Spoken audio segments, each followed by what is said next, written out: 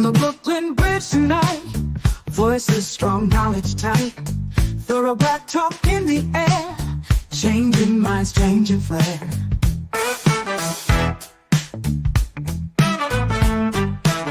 From Brother Tad to Sister Kate, warriors got things to say. Sister Marcia brings the heat, Brother Blacksmith keeps the beat. Revolutionary waves they fly underneath the open sky. Every word's a call to fight. Tune in, feel the ancestral line. Thursday nights, the world will see Black Power Media on the spree. Facebook, YouTube, all aligned, breaking free from everybody.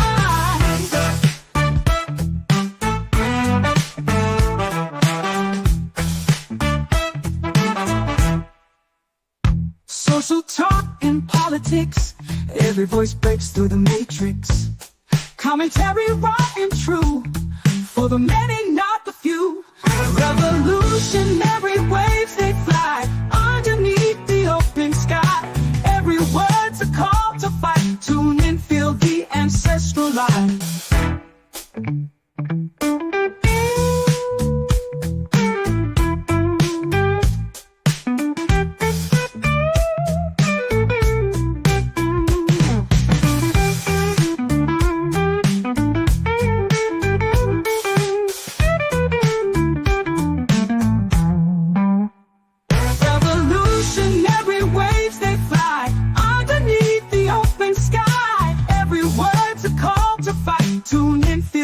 Ancestral line.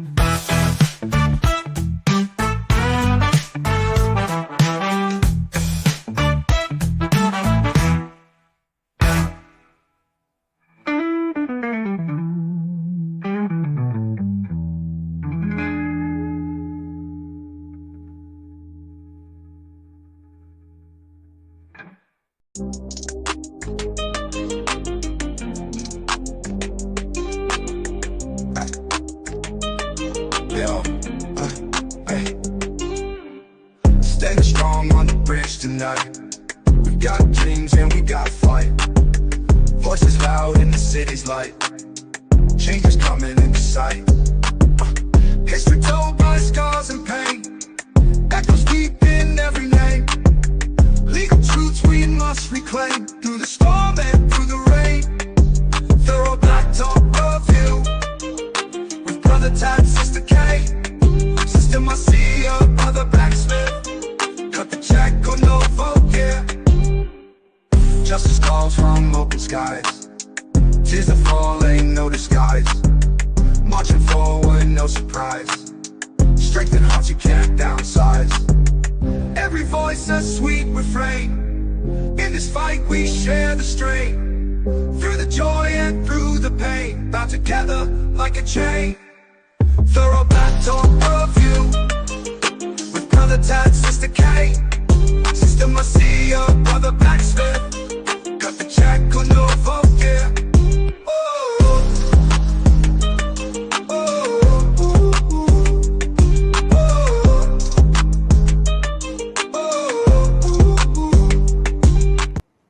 Good evening, family. Welcome to another edition of Thorough Black Talk with your sister Keisha, your brother Tad, Sister Marcia, and Brother Blacksmith will be joining us shortly. I hope, and I pray that you all have had a good week thus far. We got a lot to talk about.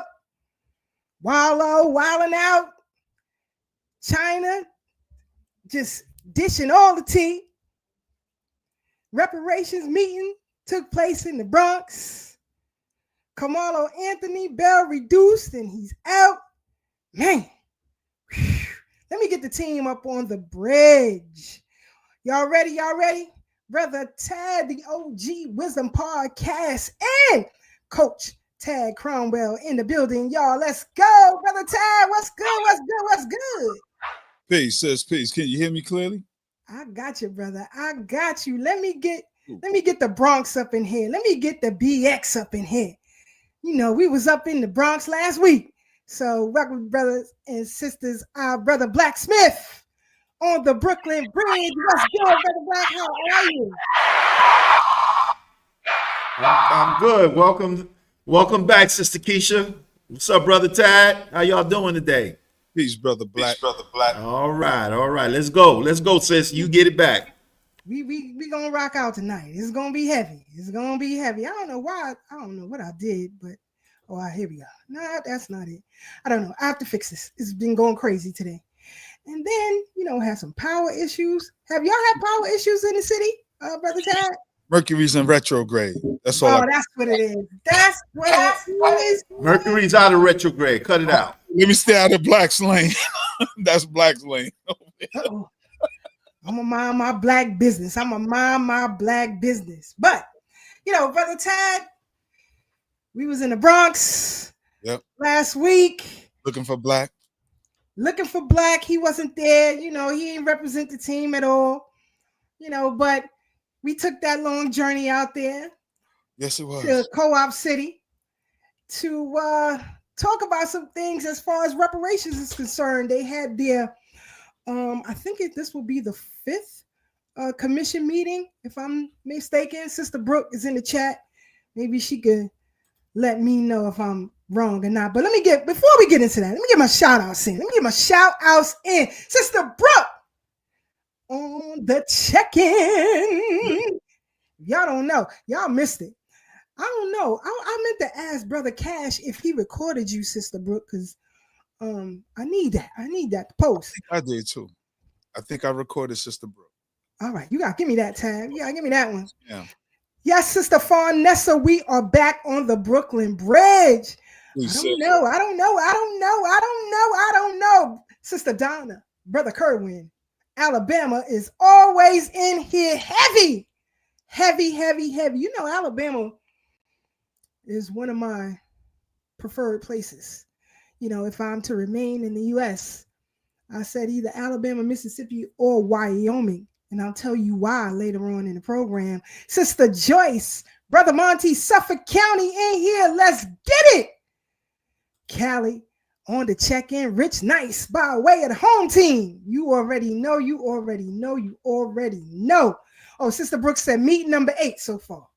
All right. So we went up in the Bronx and they had a commission meeting, Brother Black, on reparations. And, people are giving their testimony so that they can put it on a record and compile a report, hopefully to attain reparations. But those of us with brain cells and can read and understand legal jargon, we know that this bill is flawed.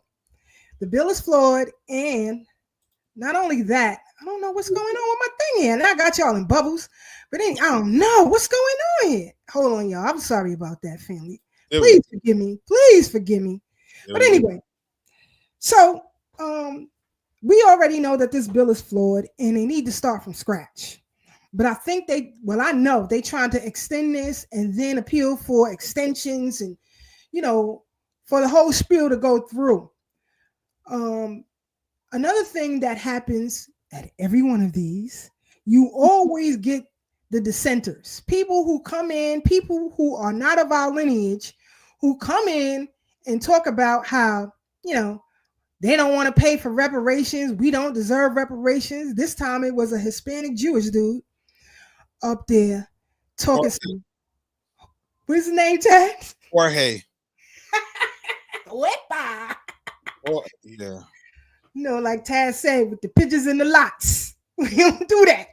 So anyway, enough of us understood that, we had to confront certain things, and we did just that. But again, as I tell you all, it is very important that testimony is on the record so that when we do this thing the right way, they don't have to start from scratch as to what the community thinks or what FBA think. Because frankly, I don't give a hoot about other folks. They are problematic. And so anyway, I'm going to play this clip of myself and then we'll come right back and we'll discuss. Hold on, family. Here we go. Let's see. Here we go. All right. Black American, descendant of slavery, we demand reparations in the form of substantial cash payments and full income tax exemption. Why do we demand that? Because it is our ancestors that built this land. New York or the United States would not exist without us. My great uncle fought for your freedom in the Civil War. If it wasn't for those black men and women who fought for the Union soldiers, the U.S. would not be. We sit in a room where you have light bulbs, where you have doors, where you have elevators in a building, all created by foundational black Americans. No matter what country you attend, you see stoplights. We created that. You couldn't even wipe yourself or take a dump on the toilet without foundational black Americans. A lot of us are here wearing glasses. Thank you to foundational black Americans. All of us who are here who own property or businesses and you have an alarm on it, thank foundational black Americans for that. GPS, as my sister said in the back, and still this nation profits from those great science minds. We, the descendants, demand what they are owed. And if you don't give it to us, we will take it. You, as citizens in this state and in this country, have a right to delineate yourselves from the Pan-Africanist movement. You also have a right to delineate yourselves from the Democrat and Republican parties. We register as an independent, non-party affiliate. We will take control of these local offices and take our reparations. It is that simple. I say to the commission, I thank you for the work that you are doing. A lot of you don't even know that you're being set up. This law is designed to fail. Even Justice Clarence Thomas said that he will be happy to sign a bill as long as it is lineage-based. You cannot make it broad-based because then you'll have people like the dude who came in here and said no, but he'll have his hand out once checks are handed out. So we're not playing this game. And I'm tired of the disrespect of local politicians and federal politicians grandfather clausing every other ethnic group onto our suffering and let them benefit. I come from strategic legal mind tutelage from the great attorney Alton H. Maddox. And I know Dr. Ron Daniels understand what I'm saying. I'm not here to play games with Kathy Hochul or the Democratic Party. In fact, they should make sure it happened because it was the Democratic Party that put us in slavery in the first place, starting from Mark Van Buren, the eighth president, who helped his buddy, Jackson, get into office and then take more from us. All right, now. Then take more from us.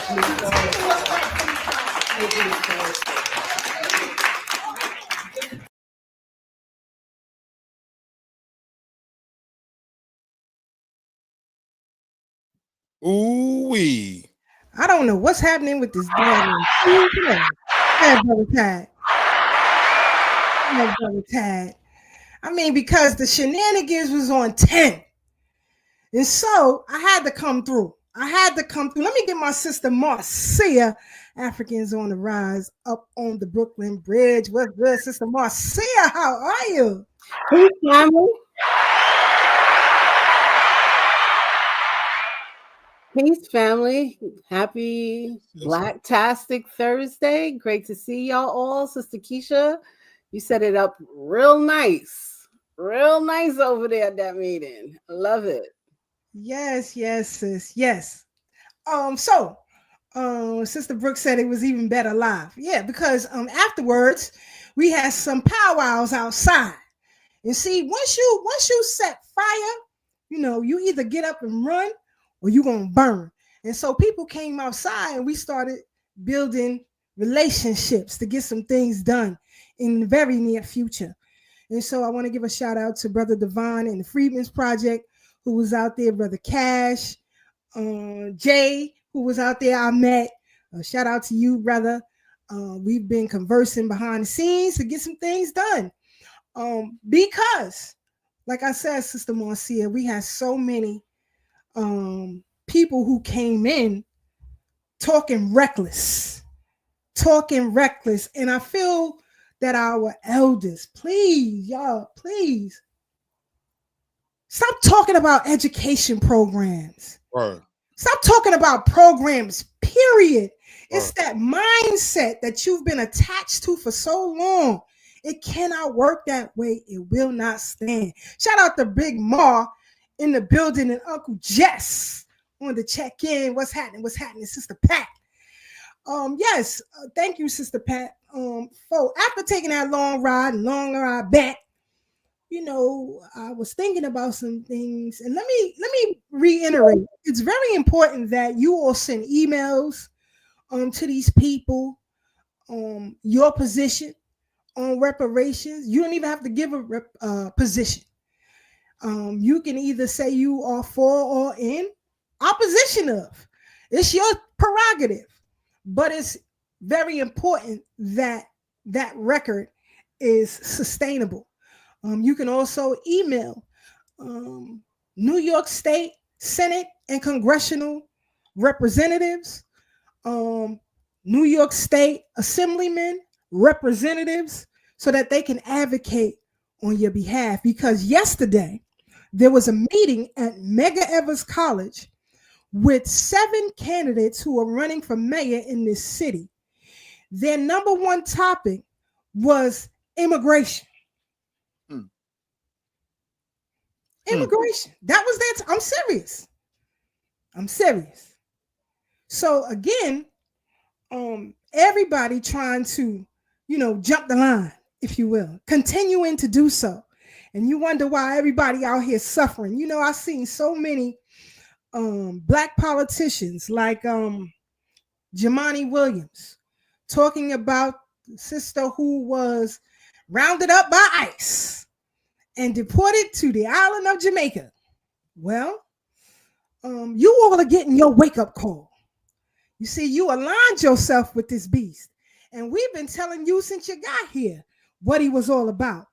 But you sided with him against us, and now you catching your rightful hell.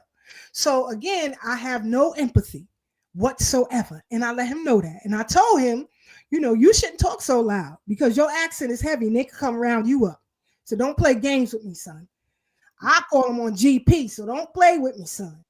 So again, we're going to have to be more aggressive in our approach. And we're going to rub some people the wrong way. Now, you can either educate them or you can dismiss them. That's totally up to you. On social media platforms such as Twitter, X, and TikTok, various live conversations have been happening, especially with those throughout the diaspora. And I have heard some horrible things. And I'm talking about every day they going live. You had one group called the Zulu Warrior something. And these are people who were from the continent, and they were talking about re-enslaving us, putting us back on. This is what they were talking about. Okay? So again, we have to be in these spaces, unfortunately, because we have to confront the nonsense. We have to squash the narrative that is being pushed out here. So I'm going to get off my soapbox. I know Brother Tad was out there. Brother Tad, what were your feelings or thoughts while you were there this past Thursday? I'm not going to use too much colorful language because this is a family program, but I will say the first thing I thought was, this is some bullshit. Because when I walked in, they were talking about programs. In fact, Sister Keisha, I sent you a video. Let me know if you have it or not. It is a video of Jorge. And I don't think I have the Caribbean sister.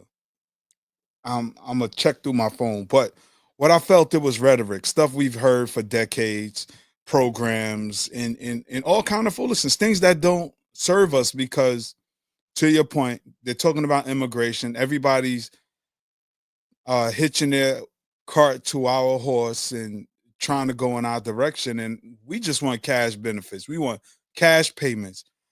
We don't want no more committees to study if we should get the money or not, because they didn't take decades and centuries to study if migrants should get money to be housed in hotels on Billionaires Row.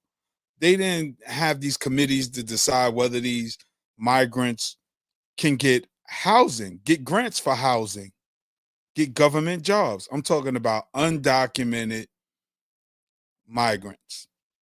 Because again, they say nobody's illegal. Okay, but they broke the law to get in this country. And one thing I know about the law, if I don't know anything else, if you break the law to uphold the law, it's all null and void. It's called the fruit of a tainted tree. So if people broke the law to come into this country and become law-abiding citizens, they already voided their eligibility by virtue of breaking the law to get into this country. And even immigrants who came here rightfully, who, filed their papers with immigration and went through the rigmarole of getting citizenship, they even think it's unfair that they had to jump through hoops. And meanwhile, you get people who just walk across the border, get all of these benefits that they still studying whether we should get or not. If they would take the money that they're giving these immigrants and give it to Black folks and let us spend our money the way we will. Because Sister Keisha, I think that was an issue too. People were talking about how we should spend the money if we should get the money. And I'm like, why do people still feel bold enough to tell Black people what to do, but don't think they're racist? We're full-blown adults who have a right to our own thoughts, ideas, opinion, and destiny. Please don't tell me what you think I should do. But we just getting started, so I'm gonna step off my soapbox with that one. Shout out to my diasporan Africans, Brother Black, Sister Marcia. I love Of course, that. that's the fam. That's the fam. I love We you. all on code. It's the fam. It's the fam. 100. So, I got the videos, Brother Tad. I'm gonna get them queued up in a minute. But in the meantime, if Brother Black frozen, are you frozen? Yeah, he's frozen. Let me bring him out so he can try one more time. In the meantime, Sister Marcia, it's bugging out. I don't know why it's doing that, but I don't know. I don't know. So, Sister Marcia, your thoughts on, what other things, some of the things actually I want to know is if you have been hearing from others about what they think reparations should be for us in this country. Honestly, the Black folks that I know are not talking about this. I am within the conscious or awoken community. We discuss Black politics in a true way. And the other side of the peoples that I know, they're probably just waiting for when the check comes to spend it however they want to do, like Brother Tad said a few weeks back, buying fireworks, that's their celebration instead of, utilizing the funds to really create a better community. We're just not thinking about the future. We're just thinking about present in most communities. And so until we can really think about the future, really see that anything that we do is for our children, we're just going to continue to be in this silly rat race. And it's unfortunate. So, yeah. I got it. And that too is a problem. It's like, if it's not directly affecting me, I don't give a damn. I don't give a damn. Remember, I told you all that, when Ramarley Graham was unalived, his father said the exact same thing. I felt the same way until it happened to me. And this is why I say that, there has always been a division throughout the diaspora. And this is just highlighting it. These are things that we have been complaining about also for quite some time. And so I want us to be more forceful in our approach because it is critical. It is critical. Just like, now I see a lot of people now wanting to opt out of Black people. Let me be clear. Black people, Brother Black, who are wishing to opt out of traveling to Mexico and choosing Belize instead. There are a bunch of videos, that are going around, especially on TikTok, about Black Americans now choosing not to vacation in Mexico, but now to places, and one of the top places is Belize. And so, Brother Black, what are your thoughts about that? Should we make the switch, or should Black Americans do that? And how beneficial could it be to the people of Belize? You got to unmute, Black. Uh-oh. Freeze. Uh-oh. Hold up. Wait. See, it's the Bronx. He got that Bronx lineage. You see what I'm saying? Poor Black. Poor Black. It can't get right. Can't get right. Nobody can travel 5 hours to go to the Bronx. Right. So in the meantime, what we're going to do is, while Brother Black get himself up, I'm going to try to get us out of this. All right. That's a little bit better. At least your faces are not covered. I don't know. I'm trying a new system, but because I'm doing some work, I was programming a video today, so I had to change some configurations, and I thought that I switched them back, but apparently not.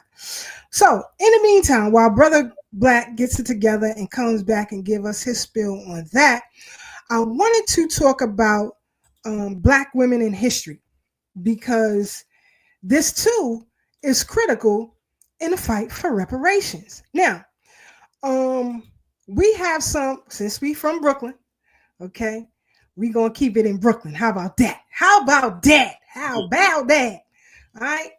And so I want to highlight some Black Americans in history who built businesses and communities in downtown Brooklyn, in particular the Fort Greene area. All right. Because we always hear about Weeksville and the like, right? So it's time to move to another neighborhood. You know what I mean? We're going to move down to where I'm from. We're going to Fort Greene. How about that? How about that? So one of the persons that I want to talk about is Miss Irene Mormon Blackstone. Okay. She was a businesswoman and a club owner, club member of the women's suffrage movement. It says, along with Ava Belmont, she initiated the interracial cooperation of women in the drive for enfranchisement. When the 19th Amendment passed, she turned her activism toward the Universal Negro Improvement Association, UNIA, and other programs which work to uplift the Black community and prevent the exclusion and discrimination against Blacks. In attaining social, economic, and political equality, Irene Mormon was born January 1872 in Virginia. Her mother was a former slave who lived and was born in Virginia. They later moved the family to New Jersey. Though the gifted singer Mormon did not pursue a music professionally, instead focusing on business development. In around 1895, Mormon began her career as a sub-agent in a brokerage business. After 4 years, she began working at the Metropolitan Mercantile and Realty Company, supervising the firm's operations in Brooklyn. She served on the board of the National Association of Colored Women's Clubs and was an active member of the Women's Auxiliary of the Negro Business League. In 1906, she founded the Metropolitan Business Women's Club of Brooklyn. The stated purpose of the club was to secure the funding for the construction of a building which could be used for the organizational meetings of Black businesses and associations. On November 24th or the 28th in 1911 in Brooklyn, Mormon married James Blackstone, a farmer and minister of the Negro Baptist Church. The couple separated in May of 1912. Blackstone struggled financially during their separation.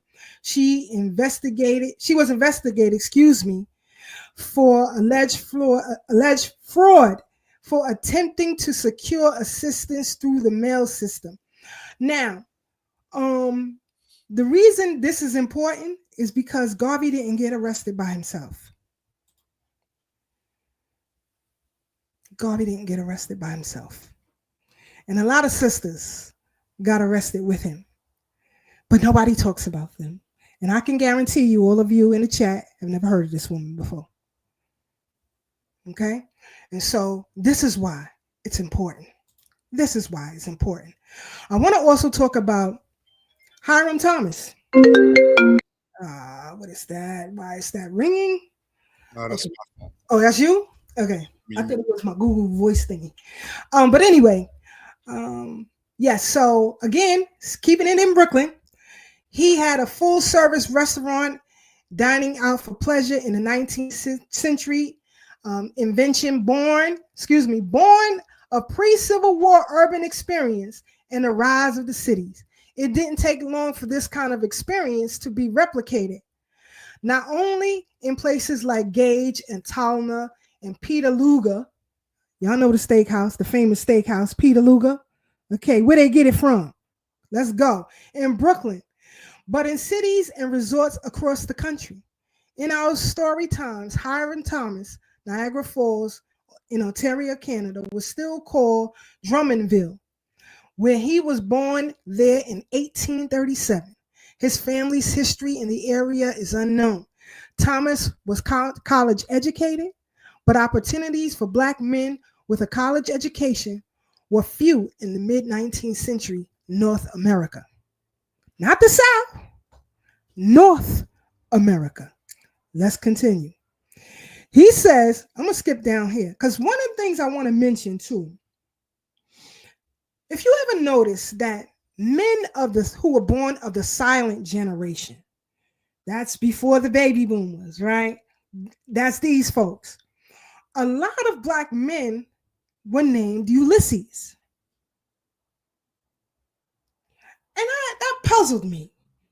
Why so many? If you go into ancestry.com and you go through that generation of Black men in this country, you will see an astounding number of Black men who were named Ulysses. And I think it's because he was an advocate against slavery. Now, throughout his time, I believe he only owned one slave, and I think he let him go before he died or something like that. But anyway, I'm going to start right here. It says, by the 1870s, during the presidency of Ulysses S.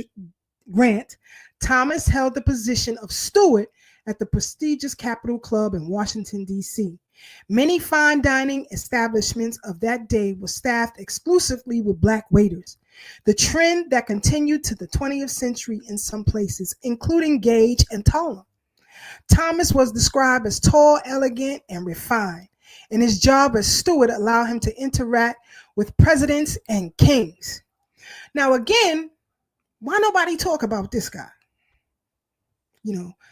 I wonder if Wallo would have had such disrespect for this man. I wonder if he would have. No, he wouldn't, because his family came from another place. Luddy Little, who was born November 19th, which is the same day of someone else critical in history, and I hope you all remember. But anyway, in 1875, she died in 1955, was an American lawyer who was the first African-American woman in the legal profession. Having been admitted to the State Bar of Tennessee in 1897, she also practiced law in Topeka, Kansas, and Brooklyn, New York. In 1898, she joined the faculty of the law school, her alma mater, Central Tennessee College of Law, becoming the first woman to teach law in a chartered law school. Now, before I move on, because I'm not into feel-good history, I'm not into that. I like to tell the truth, the whole truth, and nothing but the truth. And though she was a prominent lawyer, in particular representing a lot of people of the clergy, she also was a shield for the Democrats. She was a shield for the Democrats. And you can move down here. After the death of her husband, she returned to Brooklyn and again referred to herself as Luddy Little Cowan. She was involved in local politics, being affiliated with the Democratic Party and an active member of the regular Colored Democrat Association of Kings County. a political faction within the local Democrat machine. She continued her involvement in local cultural activities. In 1940, she was appointed, to the Brooklyn Women's Advisory Committee of the New York World's Fair. Where she assisted in the planning of Brooklyn Day, right? Y'all take that day off in June, right? Queens threw their damn self up in there, but we all get that day off in June. And so now you know where the advocacy for such came into play. So when you take that day off, when you take Brooklyn Queens Day is called now, remember who made it happen. So I just wanted to give you all just some brief spills of history, because New York was a force to be reckoned with.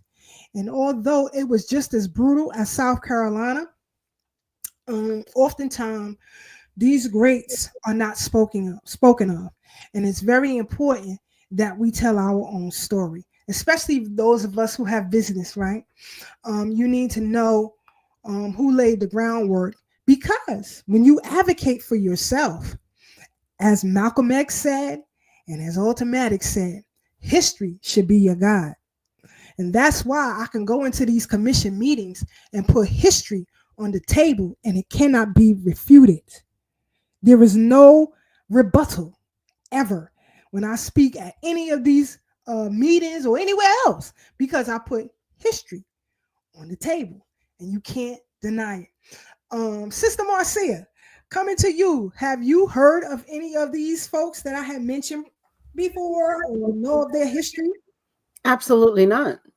As in these commissions talking about educational programs, and we know for a fact that the Department of Education was supposed to secure the idea of understanding our Black stories wherever we are in America. They have not done so. So the uproar for the federal Department of Education that so many people have, they also have to look at the programs that they were supposed to institute in our educational system that was never provided.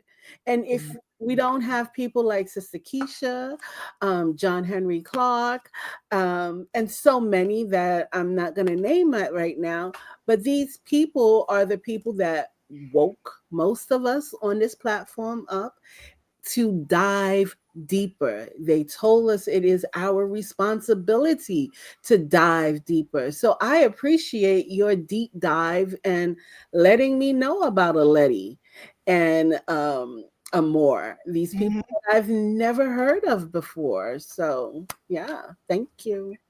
You're very welcome, sis. The reason why I go deep into things is because, like I said, people are complaining right now, right, that history or Black history is being removed out of schools, but they don't know about programs like Africans on the Rise, where you could get an education, where your children can log on and get a free education. But again, unless nobody talks about Sister Marcia and her young Kandakes, you wouldn't know. And this is what I'm saying. We think, we act, and we practice just like the enemy. We got to admit that. We have to, and I said that on King Simon's program. Shout out to King Simon. But I said the exact same thing on his program. But notice, for those of you who may have seen the broadcast with our brother King Simon, I didn't just talk about myself when he mentioned Thorough Black Talk. I spoke of Brother Black, Brother Tad, and Sister Marcia. Why? Because if no one ever sees this show and they only saw King Simon's program, they would know nothing about y'all. And this is why I'm saying it's very important. We have to be careful on how we tell our story. We can't just go all willy-nilly, because it causes problems. And a lot of times it causes dissension. And that's what's happening in these social media spaces today. A lot of people don't know what the hell they're talking about and just spewing off of emotion and coming up wrong all the time. So on King Simon's program, I mentioned the commentary that we read on this show about Marcus Messiah Garvey and his feeling about us. Because a lot of people like to say, well, Garvey. Well, yeah, he did. There's a reason why the UNIA flourished here. There's a reason why it became popularized here. And so I had to give that history because it quells all arguments. So before I get into the next topic, I want to go back to our brother Black. What do you think about now Black people in America saying they don't want to travel to Mexico? They'd rather go to places like Belize. Well, great question, Sister Keisha. Have been going there my whole life. It's a beautiful country. It is the most forested country in the world. Most of it is still jungle. Most of it, not all of it. Of course, there's cities there and towns, but most of it is still jungle. It's beautiful. They have a lot of resorts there, and it's English speaking, so you don't have to learn Spanish or Portuguese or any other language that you might not want to learn or not familiar with at all. From Miami, Houston, and the southern parts of the United States, it's only about an hour to an hour and a half, so it's very accessible. It's on the side of Mexico. You know, it's a little piece of Mexico. It's like how DC is to Virginia and Maryland. So it's like that. It's a very small country. So if you want to make a side trip to Mexico, you can do that as well.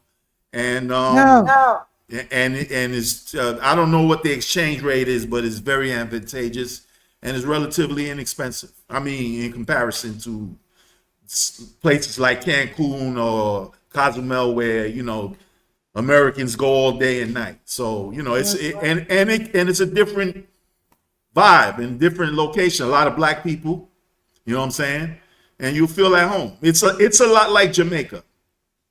Yeah, man. A lot of Jamaicans there. A lot, not a majority, but there's enough Jamaicans there. The people, it's a similar language. The patois they speak is similar. They'll understand each other easily, and some of them speak clear English as well. So Shine is from there, by the way. So for those of y'all who think this might be some off the flung place, Shine, the one that was with Diddy when they did the shootout in Club New York in '99, is now there after he got deported when he came home from prison. I'm done. You have a question. Sister Farnessa said, what's the land pricing like, Brother Anunnaki? I don't know that because I haven't been there in a while, but it's relatively cheap. You can go online and find that stuff easily. It's very accessible. I don't even think you need a visa to go there as an American. So that's easy information. Just Google it or what have you.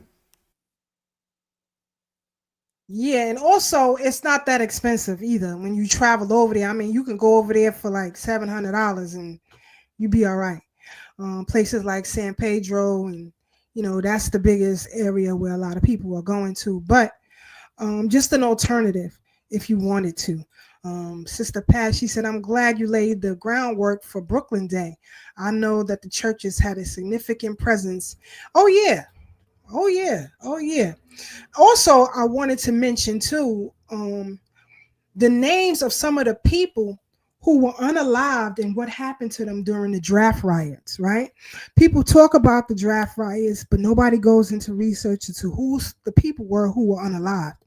And it was approximately, or so some say, about 175 Black people were unalived during those draft riots in 1863. Sorry. So, some victims: Abraham Franklin, a disabled carriage driver. Franklin was attacked while praying in church. Sounds like Dylan Roof in South Carolina, right? Could he have been following his ancestors when he showed up to that church in South Carolina? I digress. He was beaten to death, hanged outside the church, and his body was mutilated in front of his mother. Now, what have I always been telling y'all? How the white man feels about black men showing up to places with his mother. Okay, all right. Just connect that dot there. William Henry Nichols, residing at 147th East 28th Street. Nichols was defending his mother from rioters when he was struck on the head with a crowbar. He succumbed to his injuries 2 days later. The source, Access Genealogy. James Costello, a shoemaker living at 97 West 33rd Street. Costello was pursued by a mob. In self-defense, he fatally shot one attacker, but was subsequently killed by the mob, who hanged and burned his body. Source, Access Genealogy. William Jones, a black man who was hanged and his body burned by rioters on the waterfront. Source, University of Chicago and Access Genealogy. Jeremiah Robinson, beaten to death by a mob and his body thrown in the river. Source, University of Chicago Press. William Williams, a black sailor who was brutally attacked by a mob that jumped on his chest, stabbed him, and smashed his body with stones. Source, University of Chicago Press. Estimates of the total death toll of the riots vary, with some sources suggesting up to 175 Black Americans were killed. The violence led to a significant decline in New York City's Black population. Many fled the city for safety. Now, when we tell y'all that there was a migration, keep in mind you had this incident that happened and you had rampant kidnapping. There was a migration from places like New York to the South. And so that's why it's very important that you understand lineage, how it works, who you related to, where you started it from, and where you ended up. In the aftermath, the city established a draft riot claims committee to compensate victims. However, Black claimants received less than 1% of the total compensation distributed, highlighting the systemic inequities of the period. Still, today, you got all of these states forming commissions talking about they have to have a goddamn study. Are you sick? This beast right here, he was the police commissioner, what you would call the commissioner at that time. And this fool agitated it. A Democrat. So again, it's very important that you understand your history. Now, I know y'all like ChatGPT. I know y'all like that. So I went to ChatGPT and I said, during Reconstruction, Black Americans began to have success in business and building communities. Was this a threat or concern for whites and political leaders? GPT said, yes, success of Black Americans. Okay, hold on, let me move this over because I want y'all to see this. All right, hold on. Give me 1 second. Okay. Yes, the success of Black Americans during Reconstruction was both a threat and a major concern to many white Americans, particularly in the South, and it directly influenced the political, economic, and social backlash that followed. Context of Black progress during Reconstruction. I'm talking about a 12-year period. They couldn't take it. Just in 12 years, we was off to the races. After the Civil War, newly free African Americans began establishing businesses, building schools, founding churches, buying land, and entering politics. Black communities experienced a surge of self-determination and prosperity. Isn't that what Garvey said he found? This was years prior to him even thinking about coming to the U.S. Okay? This is right after slavery, 1865 between 1877. That's a short window. The founding of Black towns and communities like Mounds Bayou in Mississippi.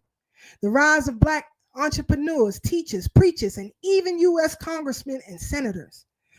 Hiram Revels and Blanche Bruce, to name a few. Creation of the mutual aid societies and Black-owned banks like the Freedmen's Bank, though poorly managed, in financial strife, tragedy. We already know. I hope you know the story about what happened with the Freedmen Bank. Perceived threat to white supremacy. This progress was deeply threatening to the ideology of white supremacy that had underpinned slavery and the antebellum social order. Many white Southerners viewed Black economics and political advancements as an existential challenge. Economically, Black success disrupted the racial labor hierarchy and challenged white economic dominance. It was over. I told you. Countries like France was coming to places like Black Wall Street asking for a handout, asking for financial help. We was killing the game. Politically, the idea of Black men voting, holding office, or enforcing laws enraged former Confederates and even many Northerners who had supported the Union, but not racial equality. Political leaders' reactions. Radical Republicans in Congress like Thaddeus Stevens and Charles Sumner strongly supported Black rights and understood that full citizenship required not just emancipation, but economic and political power. That's two white men to tell you that. You have to do for yourself. You have to form your own political party. We shouldn't be asking the goddamn Democrats or Republicans to give us nothing. We can take it in one election cycle. The Freedmen's Bureau was created to aid in the transition from slavery to freedom, including education, legal protection, and business support. Oppositional and complicit, President Andrew Johnson. Now, a lot of y'all know about Lincoln, but don't know the name of the man who replaced him, who was his vice president. I told you he was a drunk and a bum. He barely bathed. But he was on code with white supremacy. That's why he was chosen as Lincoln's VP. Y'all don't have to believe me. Read his story. Read the story of Andrew Johnson. So would that be something like JFK and LBJ? Something like that. On the opposite end, though. Yeah. Yep. Actively undermined Reconstruction efforts and opposed Black civil rights. He pardoned former Confederates and allowed Southern states to implement Black codes to suppress free Black people. And you voting Democrat? You spitting in the face of your ancestors. As Northern political will waned, especially after the Panic of 1873, many leaders shifted focus away from racial justice. By the time Reconstruction formally ended in 1877, via the Compromise of 1877, y'all should read that, federal troops were within, effectively abandoning Black communities to white violence and political oppression. The backlash, violence and suppression, white terror organizations like the KKK emerged precisely because of Black success, aiming to destroy Black political participation and economic independence through intimidation, lynching, and destruction of property. Racist propaganda painted Black political power as corrupt and incompetent, fueling white resistance. Sharecropping and Jim Crow laws later re-enslaved Black labor through legal and economic means. The bottom line, yes, Black success in business, education, and politics during Reconstruction was seen as a major threat to white dominance. While some political leaders supported the progress, many either opposed it outright or stood by as violence and policies rolled it back. Reconstruction showed the possibility of a multiracial democracy, but it also revealed the lengths to which white supremacists would go to prevent it. I'm just saying, everything that Garvey said, Here you have the proof before his ass was even thought of. Here's the proof. So when I go to these forums, I'm standing on business. So I just wanted to get that out. So even ChatGPT agrees with what we say here on Thorough Black Talk. So I know what the hell I'm talking about. But we need to move on. We need to move on. Brother Ty, your thoughts on that historical piece? Nah, these are things I guess for Black Americans, we've already known. Reading our story, reading about Black Wall Street, which is a popular event that has happened, but not understanding what was the underlying reason. And it's because our folks was doing a lot better. Economics and white women's chast, or lack of, has always been at the core of many famous or infamous massacres. We could talk about Black Wall Street. What's another one? There's so many. The jealousy. The rise of Ida B. Wells. She got active because 3 of her friends who were businessmen were deleted by European men, and it wasn't just on the strength that they were Black. It was Black men who were doing great in business.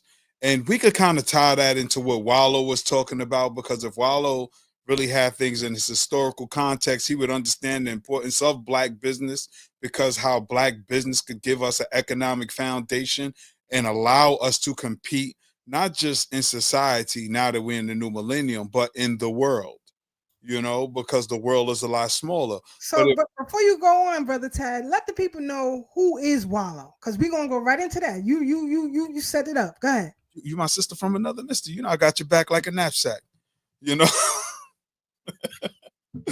But Wallo is a popular podcast. To me personally, I do like Wallo. I like his story, his rags to riches story, if you will. He was once incarcerated. I think he did about 15 years on his last stretch. He did over 20 combined. He did some when he was a young teenager, and then some later in life. I think he was in his early 20s. He did another 15 straight, if I'm not mistaken. But he's the cousin of a not so famous rapper by the name of Gillie the Kid. Gillie the Kid, who now changed his name to Gillie the King, was instrumental in working with Cash Money Records. He's a reported ghostwriter. So he had ties in the music industry. So Wallo was incarcerated, he said he read a lot of books about business and personal growth and development. And when he came home, he just got to it. And shout out to him. I applaud anybody who changed their conditions, and he did a lot of motivating speaking to a lot of young rappers who unfortunately is no longer with us. He spoke to King Von about the lyrics in his music. He spoke to Young Dirk. He spoke to Tekashi 6ix9ine and so many other young rappers who just didn't take heed to what he was saying as an older dude. But recently, he was doing a lecture on Black business, a presentation on Black businesses, talking to Black business owners. And Sister Keisha, I don't know if you want to show them the video, but he was kind of harsh in his language about Black businesses and saying he don't care if the business is Black. He wants to make sure it's the quality good. He don't care if you're Black or white, womp, womp, womp. I understood what he was saying, but again, here on Thorough Black Talk, we always going to take it to a deeper level so we don't get caught in the trick bag, because that's pretty much what Wallo did. I understood where he was coming from, but if he had the historical facts and evidence on the importance of Black businesses, I think his language wouldn't have been so hard and colorful to a room of Black business owners. But Sister Keisha, I guess you could play the video and we could come back to it.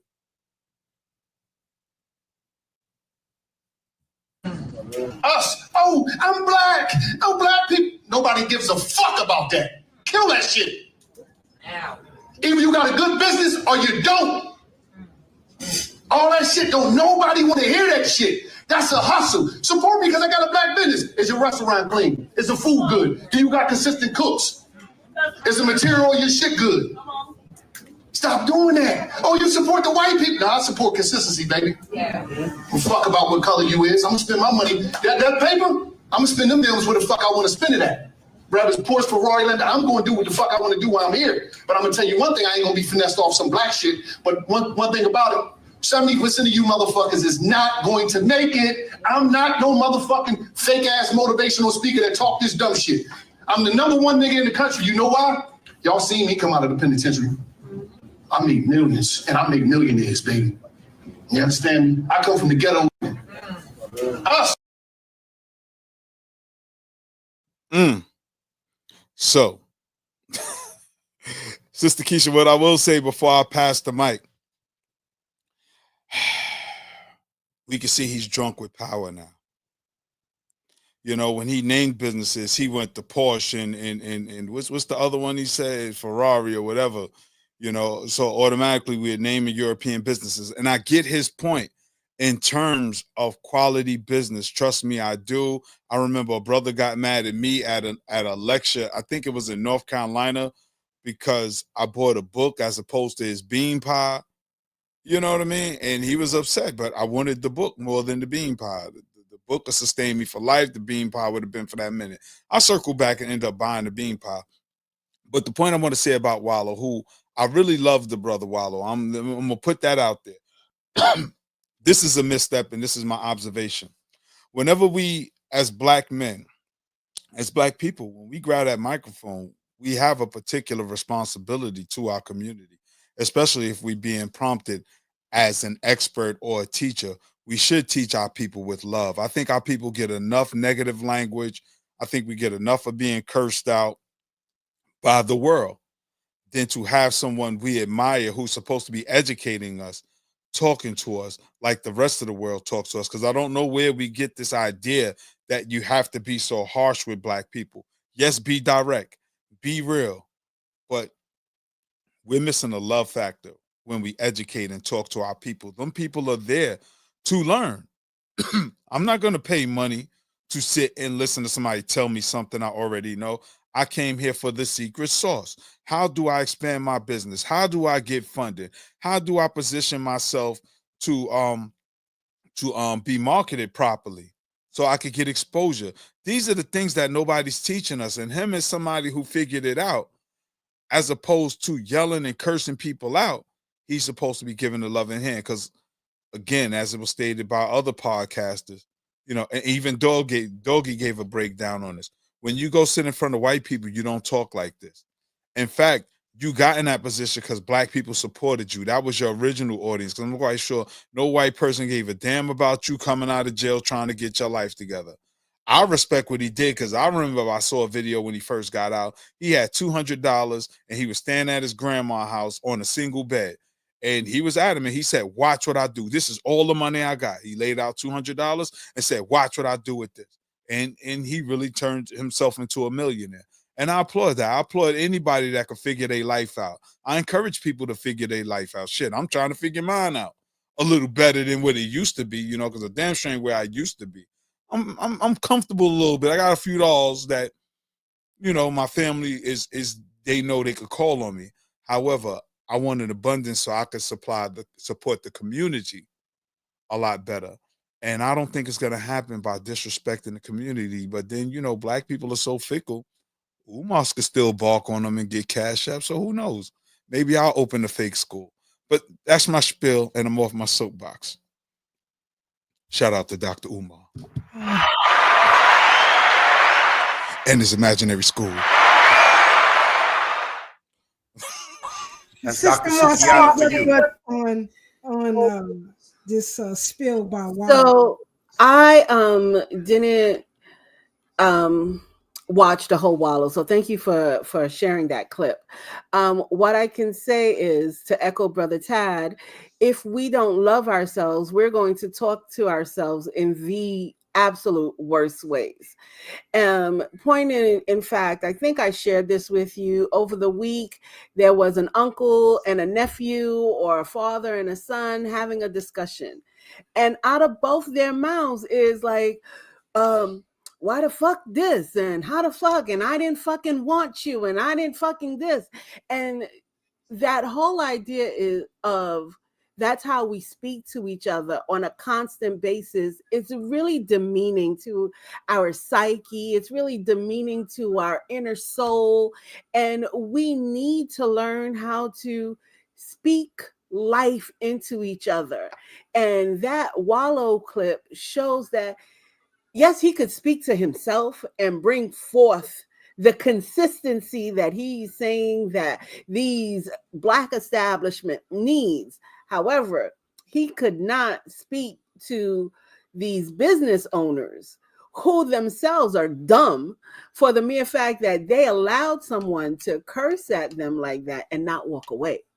Right? Where is your self-esteem? Where is your self-worth that someone can say certain things to you in a certain manner that you're okay with? Like, yes, I agree. And I'm with Wallo on this. Consistency matters. If I come to your restaurant and you give me a waffle that's this thick and it's great, it's delicious, and then I come back the next week or so and the waffle is this thin, I don't taste the cinnamon, I don't taste this, I don't taste that. Absolutely, absolutely challenge the owner on the consistency. I agree. I used to support a Black business who had these same problems, right? They couldn't maintain consistency in their chef. So the recipe was constantly different. And then they would pop up some different type of recipe that people didn't like, because that's not what we came in and loved, right? When we first come into any business, right? We go into soul food, we know the chicken is crispy, certain factors must stay consistent. Or, like now with whiting, and brothers and sisters, I tell you, I am a fish lover. And now they have this swai fish that's an imitation whiting. Thing tastes like trash. And if you aren't a connoisseur, you're not asking, what type of whiting is this? Because there's a different taste. And the reason why I can really see that problem is because I have a problem with mercury. And so with this other whiting substitute, it's high in mercury, and I'm immediately I'm having headaches, I'm having problems. So I know what I like and I know how I like it. So if there's a change in the menu, you need to tell me there's a change in the menu. You need to be consistent. But what you cannot do, and what I cannot do, is curse at the owner. I cannot go up into your establishment. Yes, I'm paying you money, but I can't call your this. That's so disrespectful. I don't want no man talking to me like this. I don't want no child talking to me like this. And so I will not do the same. Even if I have a problem, I know how to talk and when to talk. And people just, and unfortunately, Wallo, he missed this opportunity. And it's sad because, like Brother Tad, I like the brother, especially when COVID was in its height, he was running around in the rain talking about, keep your head up. Don't do this. Don't do that. I was here. So I respect his hustle, but this is very disappointing, and we can't do that. And the community, just like we need to hold other people that we say are doing bad by us, we need to hold him accountable to his speech.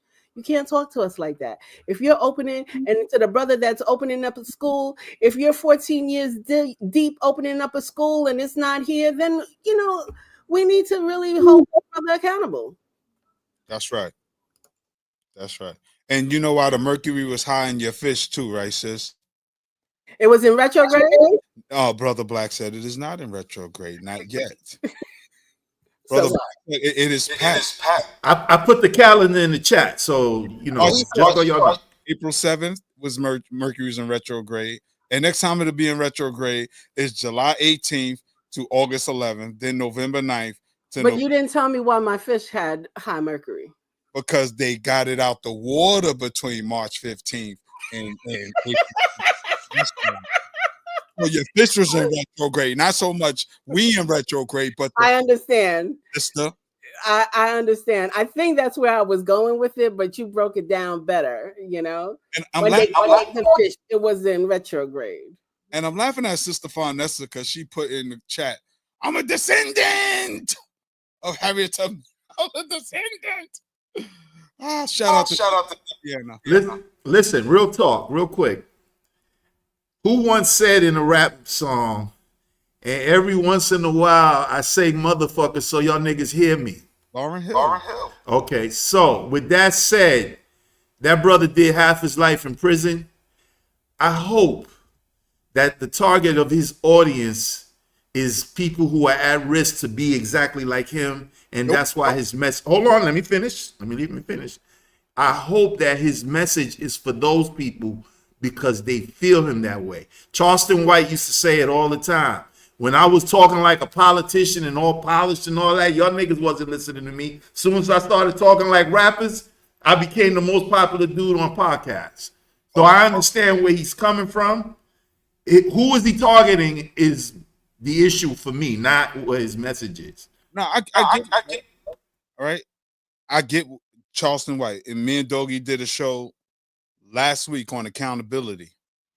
See, what Charleston White is actually doing is making more haters and enemies where he's not even welcome in his own community.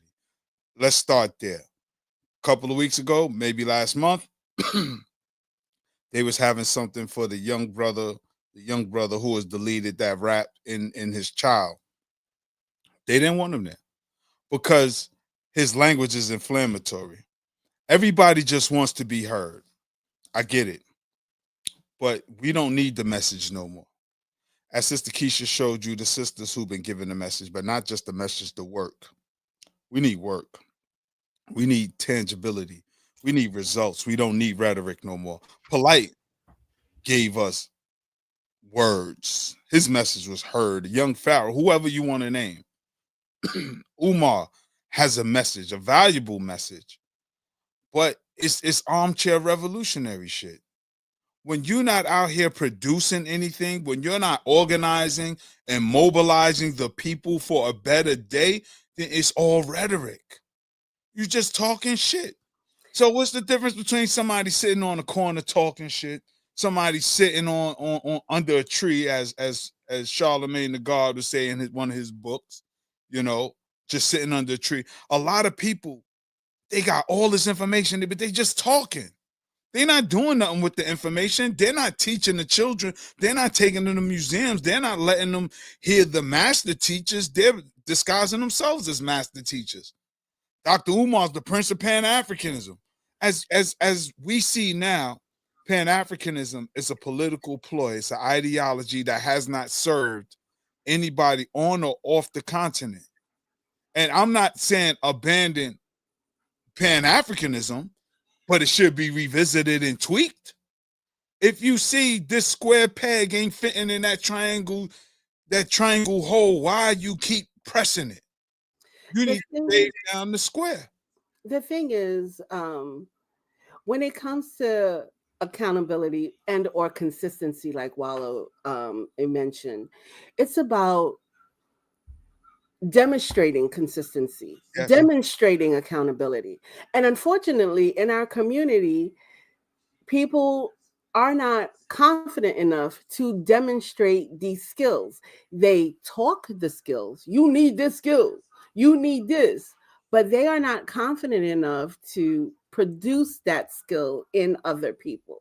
To say that if your meals is inconsistent, well, then you have to show them what a consistent meal looks like, right? You have to be able to speak to the chef in such a way. And unfortunately, again, our community does not know how to speak life and love into one another. Right. We know how to talk down to people. I've achieved, and now this is how you do, versus let's get it together. And, you know, as someone who works with children, I see some of the greatest hindrance are the parents, because the parents haven't seen this type of thing in their life.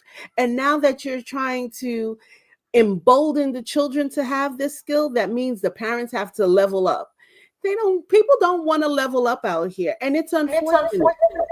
Hold on. I want to back up because I'm being when I talk about Wallo, I'm being very particular to the message that Sister Keisha just showed us a few minutes ago. Now, is Wallo related to Gilly the King? Yes, they cut. Okay. Didn't Gilly just lose his son late last year? Yes, in some shootout? So you got to see where they coming from. A lot of that is coming. Hold on. Let me just land. All I'm saying is they coming from pain too. That brother did a lot of years in prison. He's been very open. He even had a segment on his podcast where he talked about a lot of his prison experiences. That's how I got familiar with him. So I don't know him from anywhere else. I don't know what he was doing. I know him and Gilly was together. I didn't know their connection or what have you. But the few ones that I seen, and I've never been in prison, by the way, I connected with him based on feeling him, like how Pac made you feel him.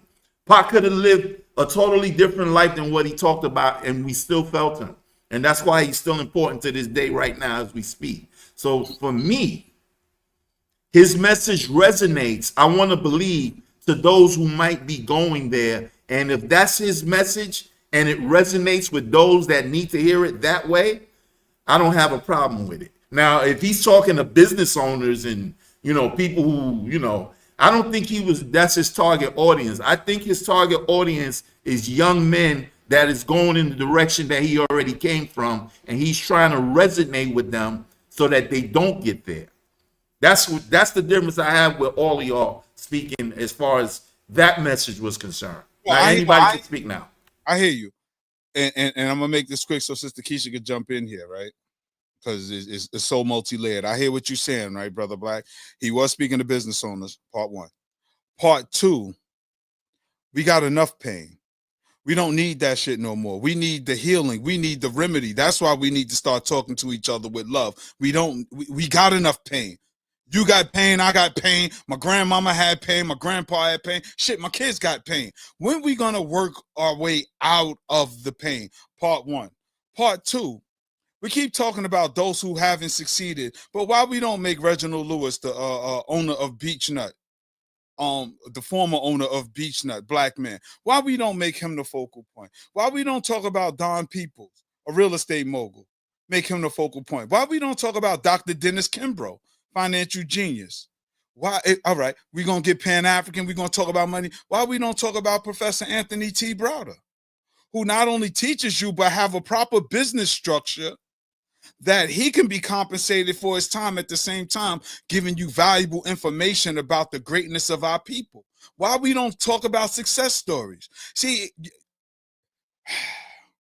where the mind goes, energy flows. Where the mind goes, energy flows. As Dr. Moore said one more time, third time. Where the mind goes, energy flows. If I'm going to focus on lack and failure, talk about it all day, but that's where my mind and all my energy go. But if I talk about success stories and resilience, then that's where my energy is going to flow. And we need to start talking about our success stories, because the unfortunate thing about Black folks, when we talk about Black history or even Black current events, we always operating from a victim mentality and a victimhood perspective, as opposed to looking at winners. All these things we've done to lift the race up, to move our race forward. But if you let those who don't know, or maybe they do know, and only focus on the death of Mary Turner, or what's the other sister that was thrown from the bridge? Her name escapes me, but she was thrown off with her son DJ.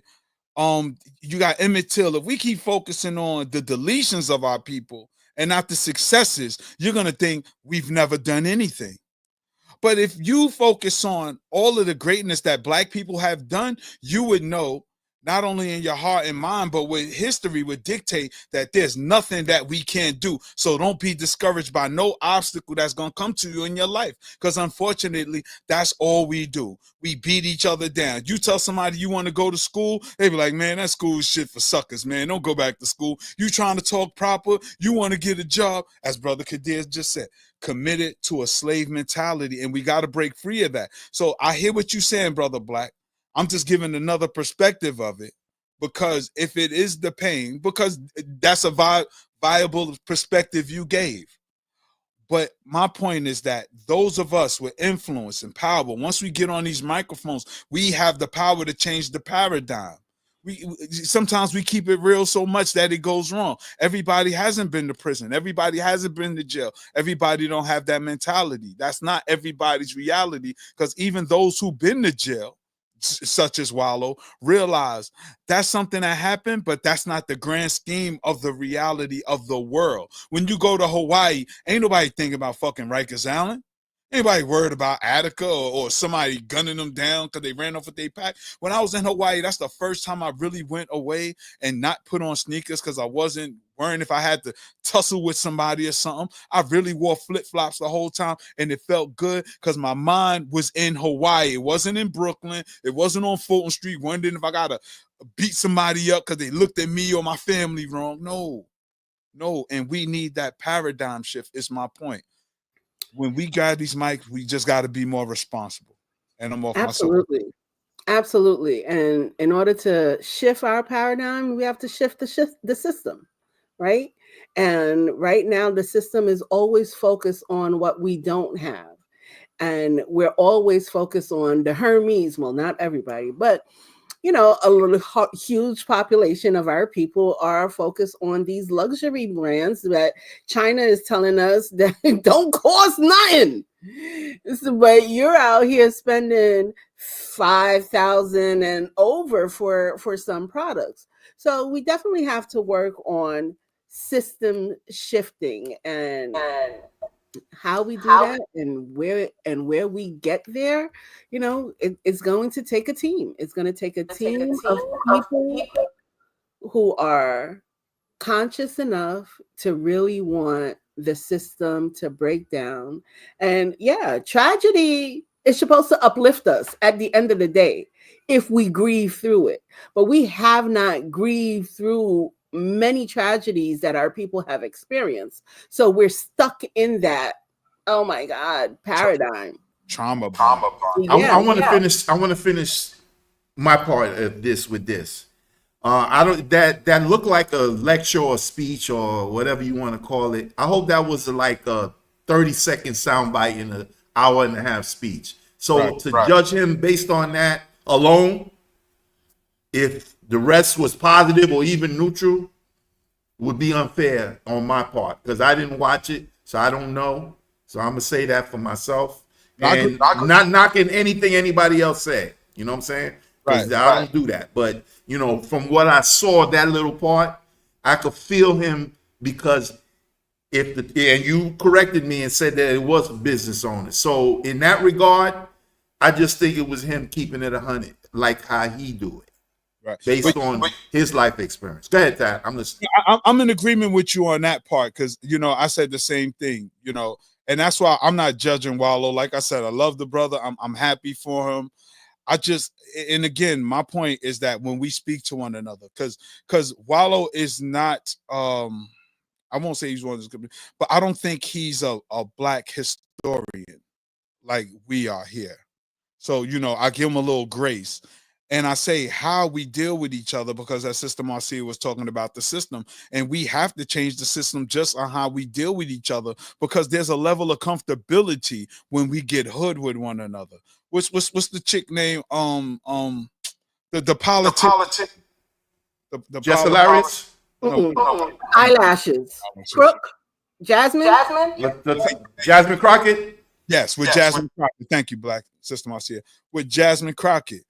You see how she acts like a housewife of Atlanta to convey her message, as if there's not any Black people that are decent and that language don't resonate with them. I got family members that don't talk slang. It don't resonate with them.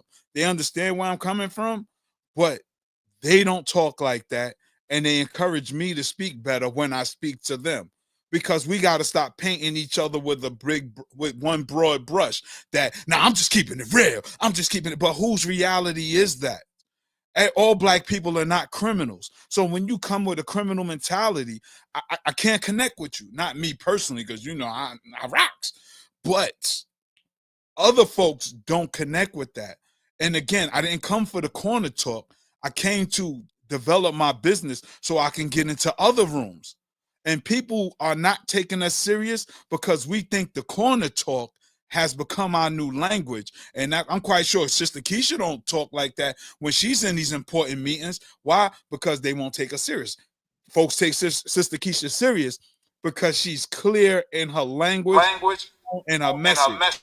She's mastered the English language that she can articulate herself without, you know what I mean? Because I don't give a fuck. You know what I mean? We don't have to do that no more. Oh, she only talk like that in the Bronx, bro. Well, it's only in the Bronx. something about the Bronx that make us talk. That's the only language they understand. Period. But let me just say, I disagree with everybody. Go ahead, Sister Keisha. And let me tell you why. It's my understanding that was a meeting with Black business owners, and there were 2 Yorugus in the room. That's what I was told. I don't know Wallo. I ain't never heard of him before because I don't turn that far down the dial. My intellect will not allow me to. That's number one. I asked the question, if he were in a room of young Jewish or Asian business owners, would he have used the same verbiage? We have a problem. You feel you can be real comfortable, and comfort can be disrespect. It's just like when I go into a place of business that we own, and you are too relaxed with me, I'm leaving. Keep that same energy you would give a Jewish woman or an Asian woman. Keep that same. I'm not your friend, I'm not your buddy, and I don't sleep with you. This is a business arrangement, period. That's number 2.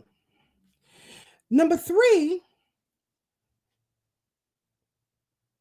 we have a nasty habit of feeling that we can chastise each other without discernment.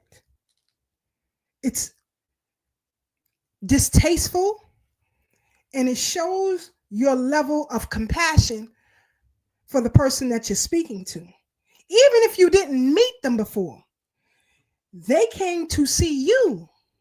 You have to have a level of respect and understanding and passion enough to speak to the people that you are in front of. Now, as Black people, how can you take him seriously with that language? And he's not a child. He's a full, alleged grown man. You are not in the penitentiary. I understand that is a different world. And that's another thing. We have a nasty habit, and I have to say this, of bigging up people who came from the penitentiary. Like, I remember people used to give parties for people who came home from jail. My ass ain't going. Not going. Because you went there for some nonsense that you should have been in there for. You didn't go in there because you was a freedom fighter. You didn't go in there because you defended your family. You went in there because you were a degenerate. And that's where you should stay until you bring your own self up. I don't have to have compassion for you. You're a criminal. I don't have to. Anybody who knows me, even in my family, don't write me no letters asking for no goddamn packages. Because what did you give me when you were out here? You see, we have a bad behavior. The same with Umar. You feel you can talk to us any way you want to because you allow it. Nobody would talk to me like that. Nobody is talking to me because I wouldn't talk to you that way. Why do we allow it? Why do we think it's okay? Especially,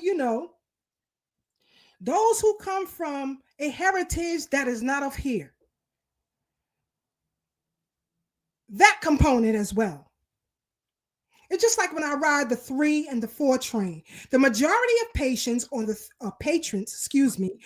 3 and 4 lines are of immigrant descent or immigrant background.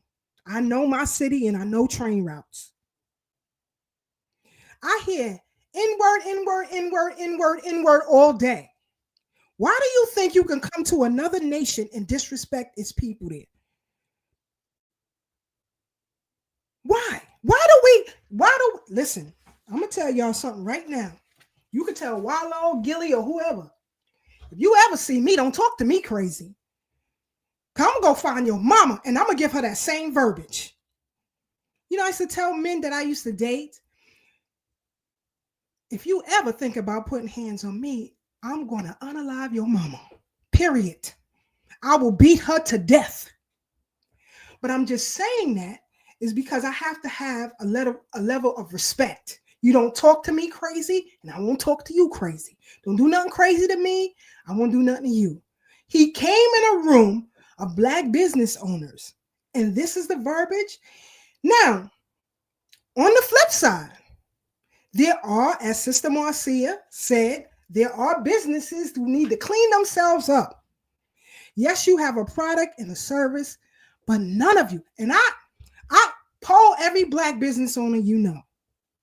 Ask them, have they ever hired a customer service consultant? And I'll wait. They have not. Thank you, sis. When you have a product and you want to put it in places like Blaine Supply, Myers out in the Midwest, or Walmart, or Target, once you set up your vendor contract and the insurance is clear, they send you an ethics form. Every manufacturer that sells a product in any of these stores must sign an ethics clause. Just one sheet. We don't believe in this. We don't believe in that. We won't do this. This is our standard. So, and so. You must sign it or you cannot do business. When it comes to us, we let any and everybody just run amok. Nobody signed the ethics clause. Everybody can do whatever they want as long as they're talking down to Black people like Eric Adams. Came in a room, you want your vote. He wants your vote, but he's going to chastise you in the same way.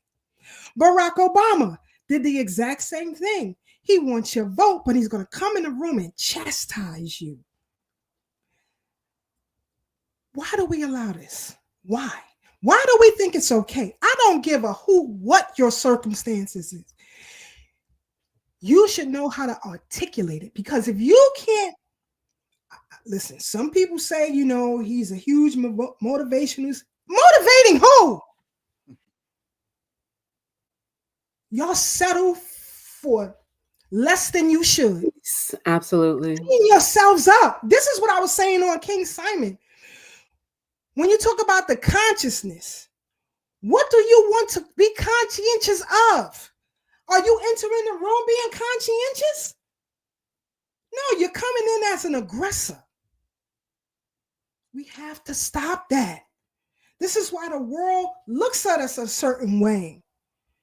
And they only do it to us. We only do it to us. He ain't got that energy for a room full of Asians. He ain't got that energy. All that bravado, he will be quiet. He will speak in a different way. If you put him in a room of Liar Cohen and the rest of them, he will operate differently. So why is that? You know, somebody once say, if you want to know what Black people really think, ask them a question in a room full of white folks or in front of anybody white and see what they say. You're either timid or you're aggressive. You don't know how to articulate, and that's bad.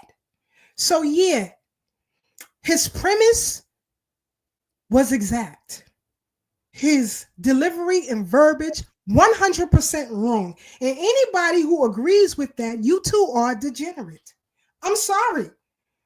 I'm sorry. Just like Tad said, you're not going to come to me and talk anyway because I don't do it to you.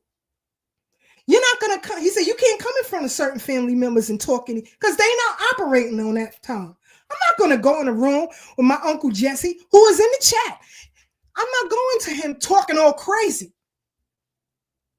You just don't. Come on, y'all. Come on, y'all. Stop it. Just stop it. And stop bigging up jail culture. I'm sorry. I've had enough of that crap. Yeah, you came out. You did your thing. Kudos to you. I don't care about the story. I don't. because we're in prison here. We're in prison here. Kanye, he ain't break no laws, had all his assets seized. Wendy Williams break no laws, had all her assets seized. We're in prison here, idiot. We are political prisoners on this foreign land. All I'm saying is I've had enough, and I'm not giving anybody any passes. I say that many times. Brother Tag give y'all grace. I don't. Because we live in an age where that is not necessary. You know, King Simon says, I believe, I forget which historian said that it may take 400 years for us to get this conditioning out of our mind. No, it won't. And I said that to King Simon. No, it doesn't. We live in a different time and a different age, and information is at your fingertips. No more excuses. Brother Taz says some people are talkers. I'm a doer. I'm a doer, period. I always have been. Now, if you're not a doer, that's fine. Just get out of my way. So again, I'm going to get off my soapbox. I've had enough of him. And he need to clean himself up. And for all the supporters, because I am not one, I never heard of the man before. All of his supporters, from what I understand, they have millions of supporters. What is wrong with your psyche? Are you, as Taz said, operating out of victimhood? I can't. This is why I don't listen to certain genres anymore. And I'm glad that the Pioneers got new albums coming out. I watched Doggy Diamonds today, and he said Nas, Mark, Deep, and a few others got albums coming out this year. Because I don't listen to it. I can't tell you none of these artists' names that's out today. I really can't. I don't even care if they sing allegedly R&B or alleged hip hop. I can't tell you who they are. My intellect is superior. I will not allow it to be muddled with that. So I'm gonna get off my soapbox because we moving on. Hey, Sister Keisha, before we go off of that, you know what TD Jakes called him? Wallo. Wallo.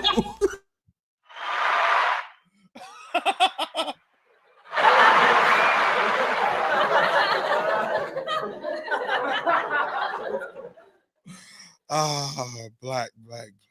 I'm not saying nothing. That was good. That was good. Thank you, Black. Sister Farnessa says too many of our people worship degenerate behavior and try to call it Black culture. Of course. Absolutely. Of course. This is crazy. Listen, whose grandmother raised you to be like this? That you don't let me stop. I'm gonna stop. But again, I think it's more about there is a loss of ethics, values, morals, and as such in our community, no matter where you come from. I see it amongst my people. I see it amongst other people. I see that, when it comes down to the capitalist lifestyle, there is no moral brigade anymore. Everyone is, oh, the baby was bad, let's buy the baby a lollipop. You're feeding people with gifts instead of feeding them with discipline. So we have a lack of discipline in our community, no matter where we are as people. We have so much money to throw away, right? That we don't know how to invest in ourselves anymore. That's what I see. That's what I'll stand by. And if anyone can prove me wrong, but you can't. You can't, because everyone shuts the child up by giving them a gift. And yes, I was part of the give you a whooping to shut up, which was too much. But there's a safe balance that people are not adopting because, again, we have not been able to grieve properly. And without understanding how to grieve, you can't understand how to do better. And that's my position. I agree, sis. I agree. Sister Marcia, that was beautiful. Okay, y'all supposed to be arguing about this time. You're not supposed to be agreeing right now. Hold on. I like what brother Rich Knight said. He said, I love that y'all can express dissenting opinions respectfully. We need to do this more often. Of course, we're a family. There's a family right here. Right. So I'm not going to talk to my sister or my brother reckless. Yeah, I speak with passion, but I respect all of them, period. They are great in their own right. Believe me, this is minute of what y'all see here. Right. They are minute. And that's minute. Trust me, they are giants. We all in have their own right. thoughts and opinions and perspectives. And that's why we're here. Because what one of us say may resonate with somebody in the audience. So shout out to all of y'all. Thank you, Brother Rich Nice. Always appreciate your support anyway. And shout out to our brother Kadir, who said he see me out on Fulton Street. Yeah, we often run into each other out on Fulton. You know, Brother Kadir is always staying in shape, you know, on his bike or walking on, you know. But that's, again, you know, I'm all about the health, you know. Let's just take care of ourselves. We're going to age, but we don't have to get old. Right. Right. Sister Brooks says some people want to be talked to like that. Excuse me. Some people want to be talked to like their parents used to talk to them. They love bad treatment. Listen, I ain't playing. If I invite you to come and speak to me or my group, I'm not coming for shenanigans. I'm just, give me the same treatment you give in other groups. That's all I'm saying. If you want that type of time with them, then I understand that. But I can guarantee you he isn't. Because aren't the Yarugus his backers? You don't talk to them like that. Knock it off. Knock it off. Yeah. Let me just go back to Brother Tad has sent me the videos, and I want to play these before we move into the Chinese. But I want to play this real quick. This is the dude that was talking crazy about we don't deserve reparations. This Jewish Puerto Rican dude. Here we go. So I'm sorry, and we're going to reset your time. We're going to reset your time. But once again, the chair said at the beginning of this period that we are going to allow all individuals to express their views in a respectful manner. So even if we disagree, we're going to give that time for the individual to express their views. So please reset the time, and you may continue. I will. Reparations conjures the idea as well, give money to people as a lump sum that is either a temporary drop in the bucket that ends and problems remain, or that creates a repeat cycle of dependence that does nothing to feed the soul. Now, let me tell you something a little bit less boilerplate, because I know what I should have said is boilerplate. I've heard today, because I did this talk here online, from academics, academic experts, elected officials, my peers and elders. I believe in it, a little. I heard about events in the 1960s and 1910s, and an actual reparation to consider those events as well.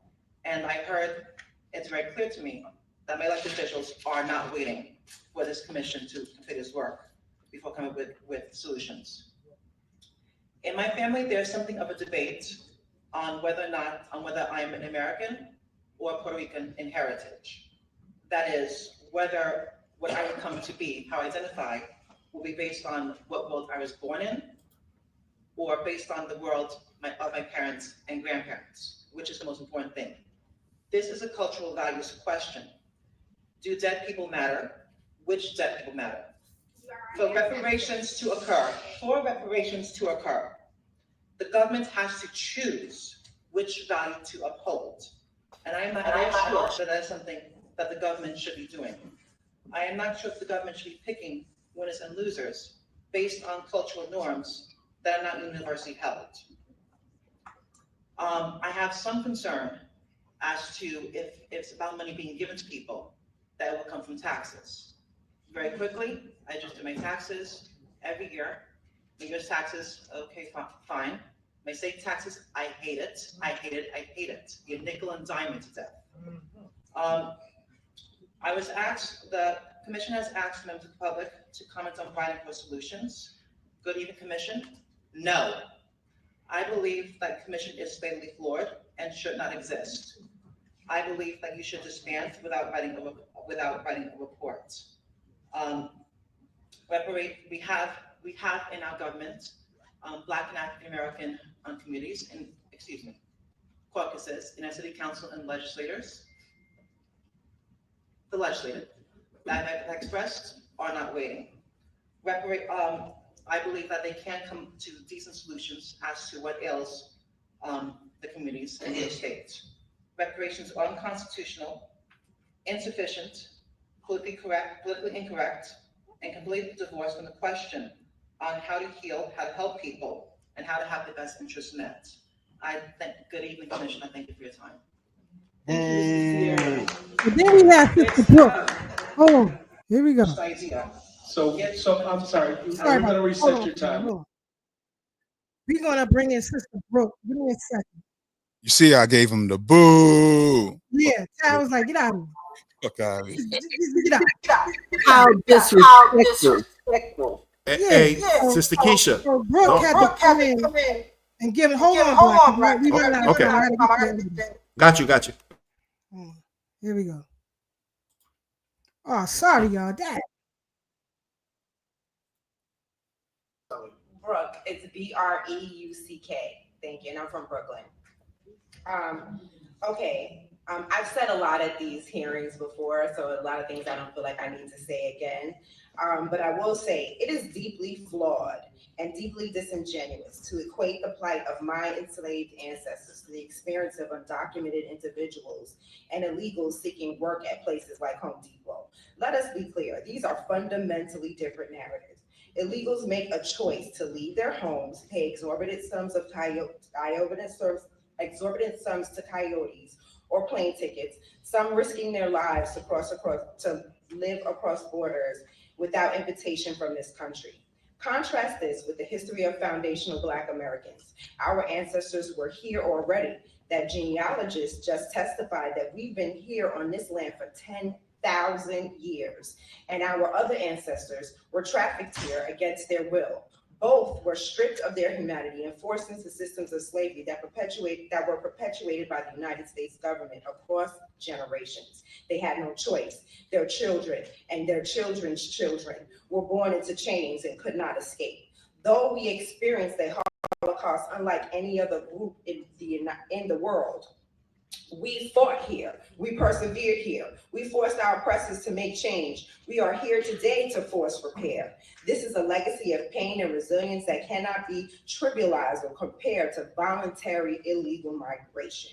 How can the melanated diaspora, whose lineage does not go back to the 1870 census, look themselves in the mirror and justify benefiting from a system their ancestors did not build, while joining with white supremacy against us? How can one emulate colonizers exploiting the very people who fought for justice and equality? In New York, we have lived side by side for decades. We embraced you. We fought for you. When the immigration process excluded Black immigrants, we fought for you. And yet the question remains, who fights for Black Americans? You come from nations where leaders conspire with white supremacy to exploit their own people. And now some among you replicate that same betrayal here, becoming the very sellout leadership you fled. We see you. How can you align with the colonizers, attempting to stop our birthright? Legacy organizations, you have yet to cross the finish line after all these years. The definition of insanity is doing the same thing repeatedly and expecting different results. It is time to stop the cycle of money wasting and ineffective strategies. This bill is unconstitutional. I have started an email writing campaign to reach out to each and every sponsor and co-sponsor to adapt a new bill that is lineage-based and constitutionally sound. We have told this commission, and now it's time to raise our voice. Please see it's bit.ly/reparationsnys to join the email writing letter campaign. And Thank you, Ms. Brooke. thank you so much. Thank you very much.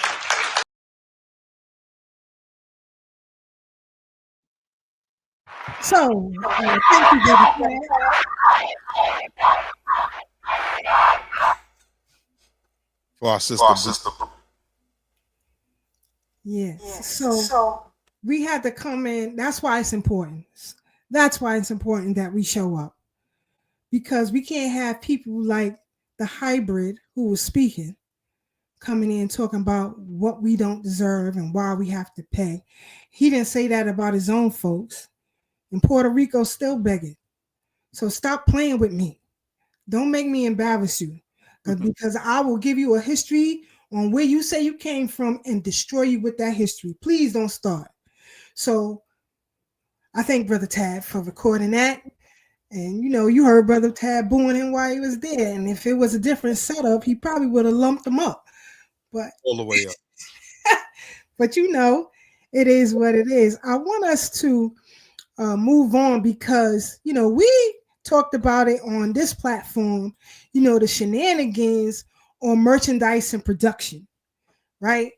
We've been saying here for a long time, y'all getting scammed. Y'all don't know what's going on, But this story is somewhat true.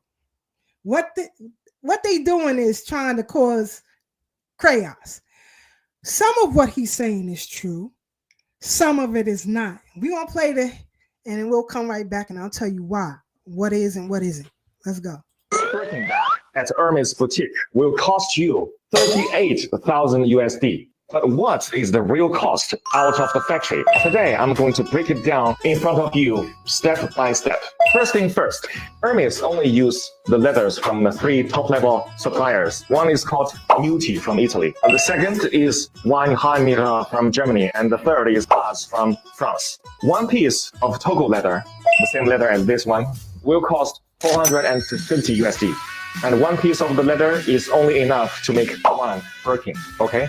The thread. And of course, for Hermes Birkin, the thread is also the best top level. It's called Fil Al Chinois from France. This is actually the Rolls Royce in thread.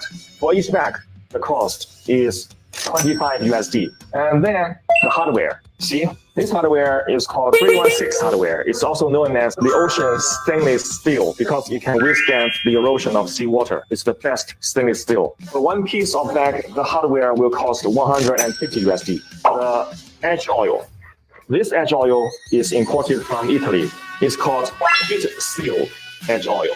For each bag, it will cost 50 USD. The interior lining, it used lambskin imported from France. For each bag, the cost will be 100 USD. And also inside, there is a zipper from Riri brand. And the zipper for one bag is 10 USD. And then the cost of human resource. The French artisans is much more expensive than Chinese artisans. To finish one bag, the human resource cost will be 600 USD. The package, now this is not that expensive, it's 10 USD. So now to sum those up, the total cost will be 1,400 USD for one Birkin out of factory. But why Hermes will charge you 38,000 USD for one bag? That's because more than 90% of the price is paid for its logo. But if you do not care about the logo, you just want the same quality, same material, you can just buy from us. Because for our bags, we use exactly the same material, same leather, same hardware, same edge oil. The only difference is one, we don't have the logo. So we don't have to pay so much amount of money just for that logo.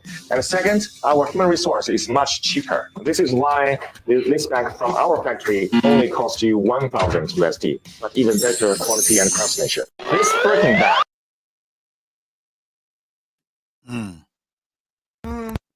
Here we go. Okay, so some of what he's saying is true. Various manufacturers go to Chinese manufacturers for materials or production of product.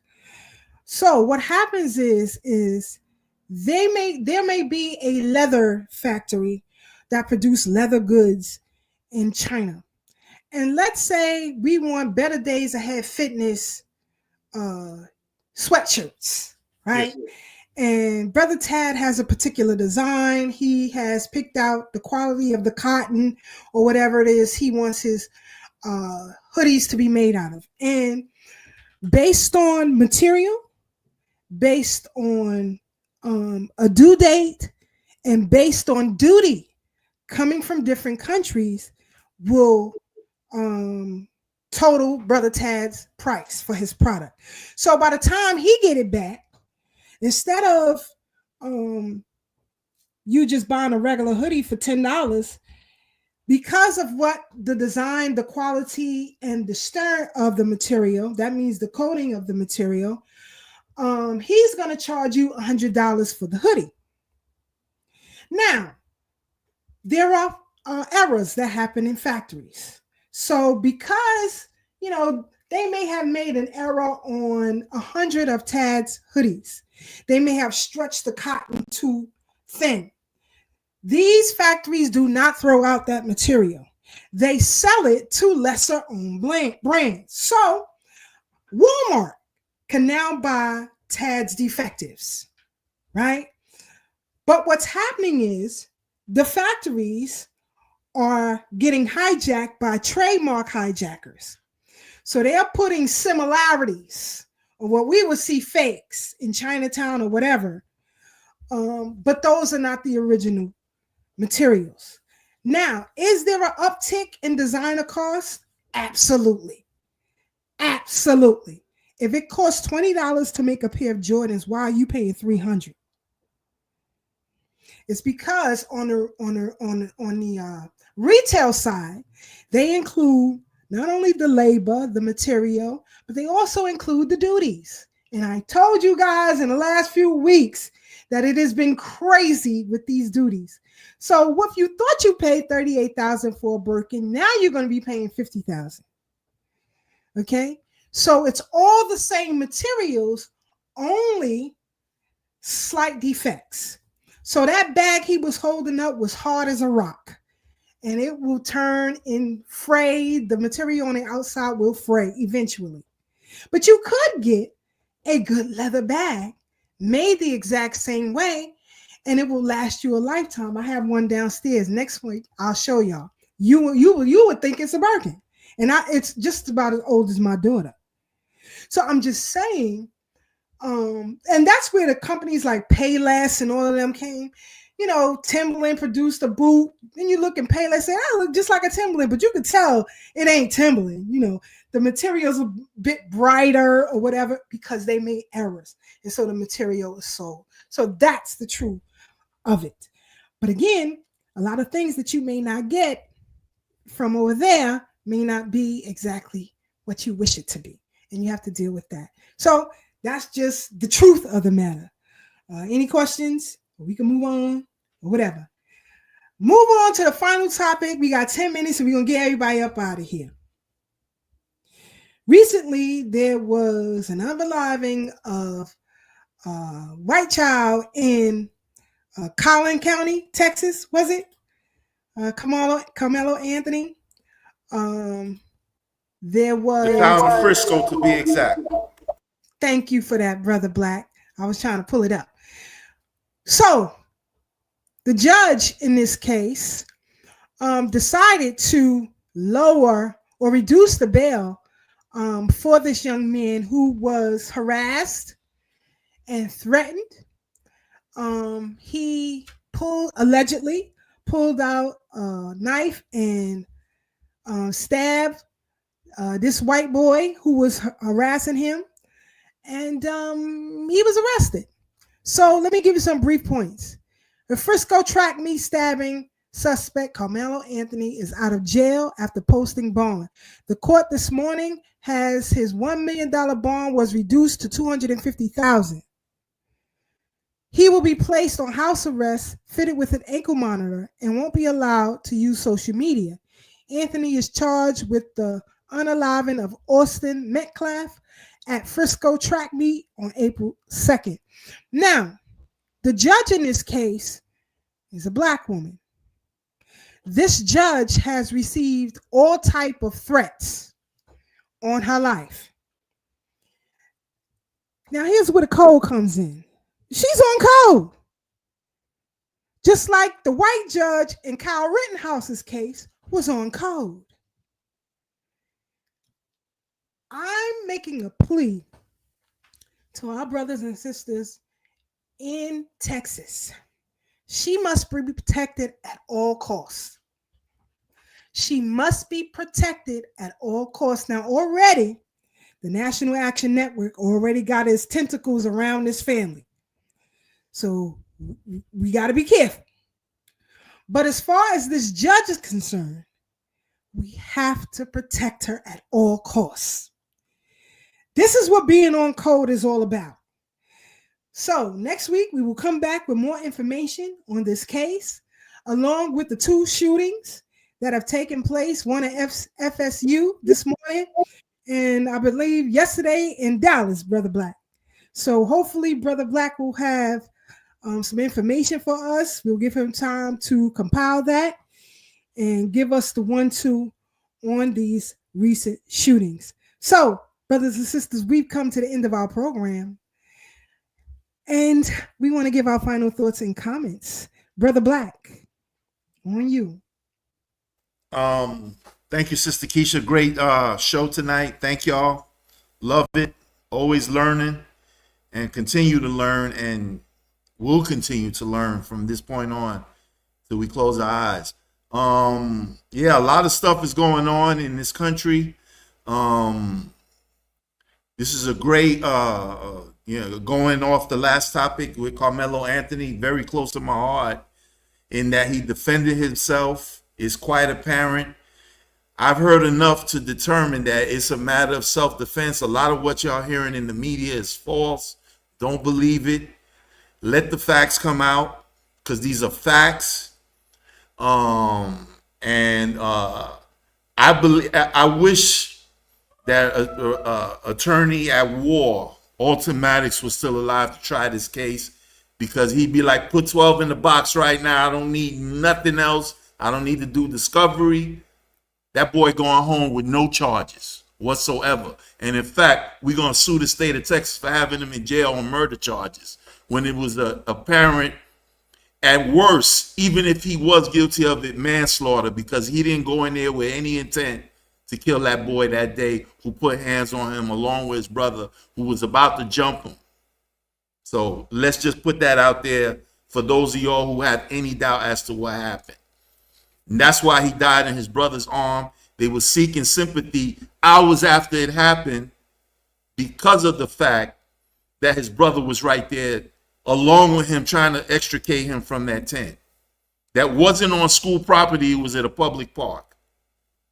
Okay, I'm done with that part. A lot of stuff is going on.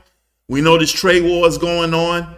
The system, and I said this on the show a few weeks ago, the system has to be crashed in order for the quantum financial system to take place, which will be based on XLM and XRP, which is backed by gold and precious metals and so on and so forth. There's a lot of stuff going on behind the scenes with the taxation of precious metals. Somebody just sued the state.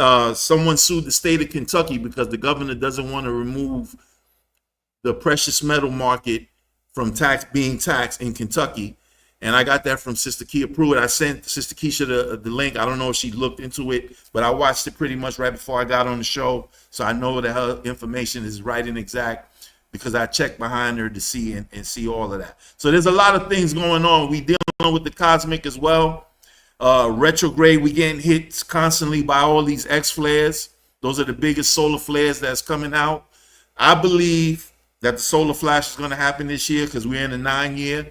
2 + 2 + 5 = 9, and we're just going to keep going until we can't go no more. So all of us are going to be all right, because as Sister Keisha said, whether we agree on Wallo or anybody else, you know what I'm saying, we all have our unique perspectives. We're going to go from this show with our unique perspectives, respecting each other's perspectives and respecting your perspective, and that's just what it is. So with that said, I know we over time already.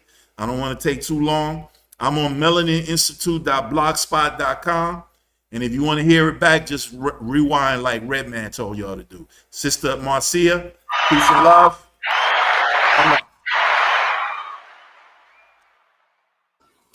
Peace, family. Thank you for your time and consideration with us.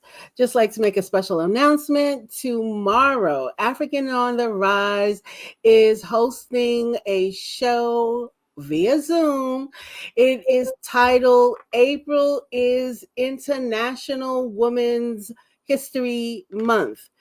A sister named Shay Battle out of Atlanta in 2016 recognized that yes, we have Black History Month. Yes, we have International Women's History Month, but we don't have a particular affinity for we Black women. And so she has been working tirelessly since 2016 on resurrecting the idea that Black women must be celebrated solely.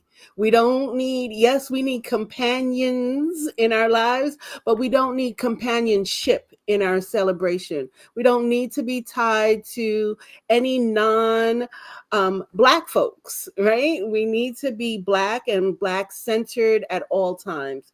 So Africans on the Rise has taken on the challenge to participate in this celebration, and we love this.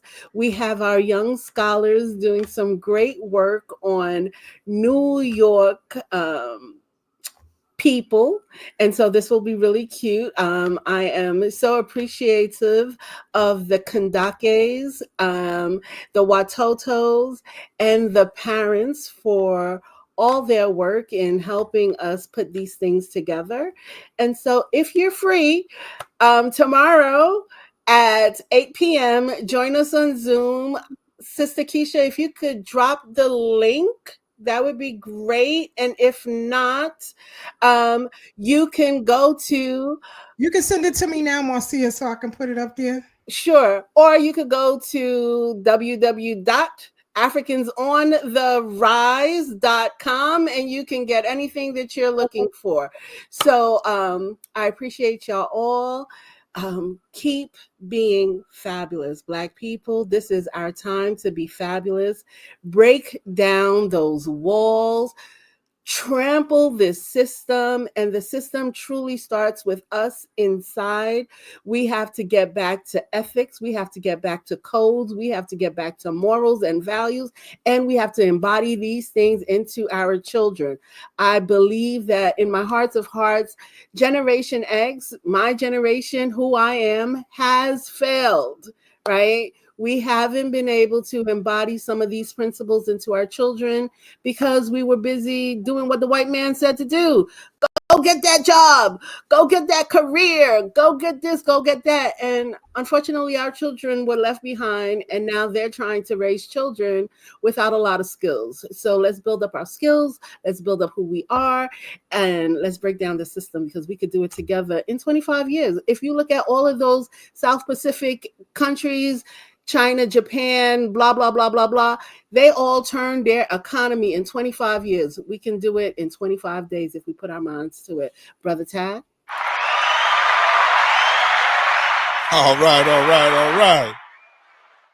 Well, family, this has been another great episode. I want to thank everybody for rocking out with us tonight, all our usual suspects. Since we're over time, I won't go through everybody's names. But I will say, catch me every Sunday at 2 p.m. We took a break this Sunday. We had personal things to do, but we will be back this Sunday, Easter Sunday, to give our Lord Jesus Christ his due. Happy Easter Sunday resurrection. But, but yeah. You're full of shit. Be nice, Black. You talking like Wallo now. But yeah, check us out every Sunday at 2 p.m. 2 p.m. on YouTube, the OG Wisdom Podcast with me and my brother C Gutter. So we want to thank y'all all for rocking out with us tonight. Hopefully you were inspired by something you heard here. Now it's your turn to go out and inspire others. Y'all stay up, stay blessed, stay true, and remember, no matter how hard things may seem right now, there's always better days ahead. Sister Keisha. My brothers and sisters, boy, I tell you, they ain't nothing but troublemakers, y'all. That's how you can tell that the three of them got a lot of behind whoopings. I didn't, but they got a lot of behind whoopings. I'm telling you. Off the rip, you already know. But anyway, the link for African on the Rise website and the form is available in the chat. Somebody, one of the mods, please pin it for me, please. And it will also be on Thorough Black Talk Facebook page as well. So you guys can get it. It's tomorrow at 8 p.m. So I'm going to be in the building. I should be, well, I could do it via phone. I could watch via phone because I'm going to be on the road. But anyway, thank you all for rocking out with us each and every week. We truly, truly, truly appreciate y'all putting up with Brother Black shenanigans. Thank you. Know, tell somebody to tell somebody. He already trying to start. We even getting out yet. And he trying to start. You know, I know the switch was heavy on his behind. I can tell y'all that right now. But anyway. Where's my quack? He trying to be nice. Cause you know, and I changed Brother Black. I changed Taz's life when we was in the Bronx. My brother was going to spend $60 for Uber. No, Uber. No, sir. You're not. Keep that. Hey, the 3 train don't run through the Bronx though, so you could have took the 2 all the way up. No, the hell you. I don't do trains. Anyway, I said, Brother Tad, we gonna get on the express. He was like, I feel like I'm on a bus ride. Word, no, it was quiet. It was because I don't want to be on a train with people from the Bronx. I don't. And there's no express bus from Queens to the Bronx. Yes, you can take the Q44 from Jamaica, Queens. Cut it out. Come on. Boy, not too bad that thing was happening. Y'all ain't in Jamaica, Queens and got the bus. Come on, stop. That Dempsey Center. Sister Keisha, end the show. On that note, you're wrong. Look at the address, family. True courage is knowing how to suffer. The battlefield is where you stand. Good night, y'all. We are out.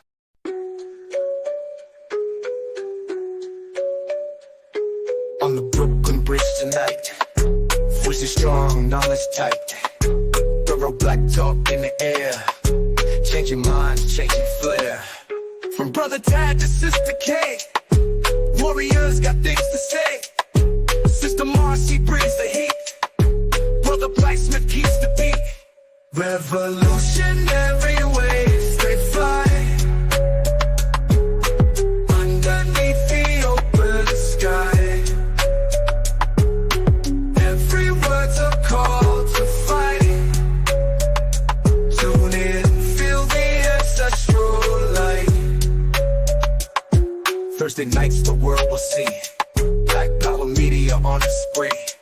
Facebook, YouTube all aligned, breaking free from every bind. Social talk and politics, every voice breaks through the matrix. Commentary raw and true, for the many, not the few. Revolutionary waves, they fly underneath the open sky. Every word's a call to fight.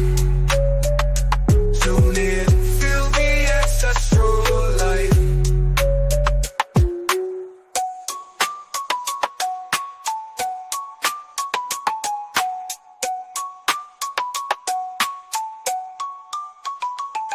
Social talk and politics, every voice breaks through the matrix. Commentary raw and true, for the many, not the few. Revolutionary waves,